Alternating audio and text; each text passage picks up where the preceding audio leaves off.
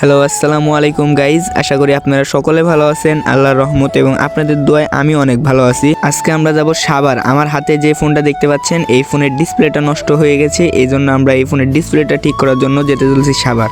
আর আজকে আমাদের এখানে অনেক সুন্দর রোদ পড়েছে। আর আপনাদের কোথায় কেমন শীত পড়েছে অবশ্যই কমেন্ট করে জানিয়ে দিবেন। তারপরে আমরা একটা দোকানে আসলাম, এসে দুইজন 2 কাপ চা নিলাম। চা খেতে খেতে গল্প করতে করতে হঠাৎ সাকিবের কথা মনে পড়লো।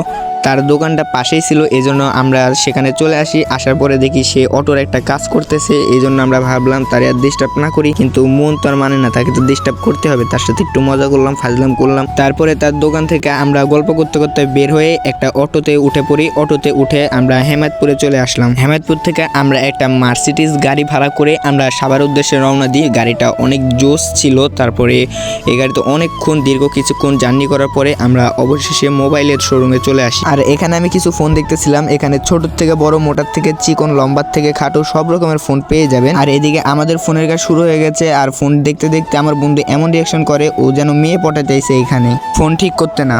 দীর্ঘ কয়েক বছর ওয়েট করার পরে আমাদের ফোনটা হাতে চলে আসে আমাদের। আমরা সেখান থেকে বের হয়ে দেখি ভাপা পিঠা, এই জন্য আমরা দুজন ভাপা পিঠা খেলাম। পিঠা খাওয়া শেষ করে আমরা বাড়ির দিকে বাসে চড়ে রওনা দিয়ে দিই। আর আমরা যেতে যেতে আপনারা লাইক করে সাবস্ক্রাইব করে দেবেন চ্যানেলটা। আজকের ব্লগটা এতটুকুই, আল্লাহ হাফেজ।